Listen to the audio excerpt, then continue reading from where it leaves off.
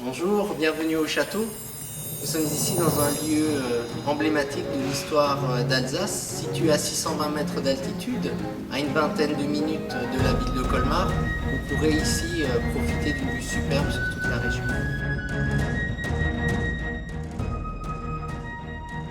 Nous sommes ici dans la grande cour du château. Alors vous voyez sur votre gauche les logis qui servaient d'habitation pour les soldats de la garnison. Ils n'étaient pas très nombreux, hein, peut-être une dizaine, par moment 4 ou 5, pas plus.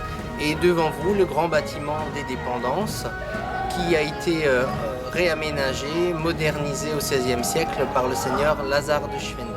Dans la cour, il faut imaginer le quotidien du château, une basse-cour, tous les animaux de la ferme, un point d'eau, une forge, un four à pain.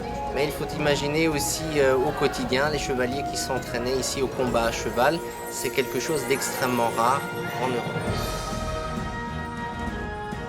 Nous sommes là au pied de la tour carrée, une tour qui protège une citerne creusée à sa base. Une citerne qui se remplissait grâce à l'eau de pluie qui ruisselait sur le château supérieur.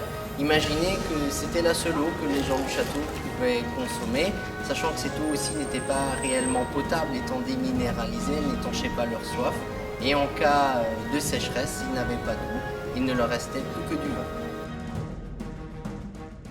L'Oberschloss servait de logis seigneurial, c'était l'habitation du seigneur du château.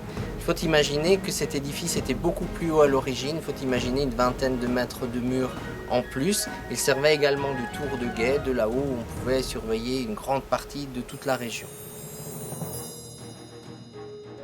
Le château de Hollandsbourg vous propose également deux expositions, une exposition temporaire où vous pourrez admirer des costumes présentés par l'Opéra national du Rhin, ainsi qu'une exposition permanente où vous pourrez voir les objets archéologiques retrouvés durant les différentes phases de fouilles.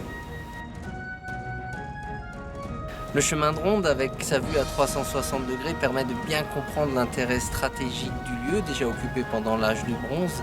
Alors d'ici, on a une vue superbe sur toute la région. Alors le château, construit sur l'impulsion des Habsbourg, permettait justement de surveiller, de contrôler cette ville de Colmar et d'avoir une vue sur la forêt noire et à l'ouest la vallée de Münster. Et juste en contrebas, on peut voir le bastion, l'ouvrage avancé aménagé au XVIe siècle pour y placer les canons justement pour protéger cet accès vers l'ouest, cet accès vers la vallée de Münster.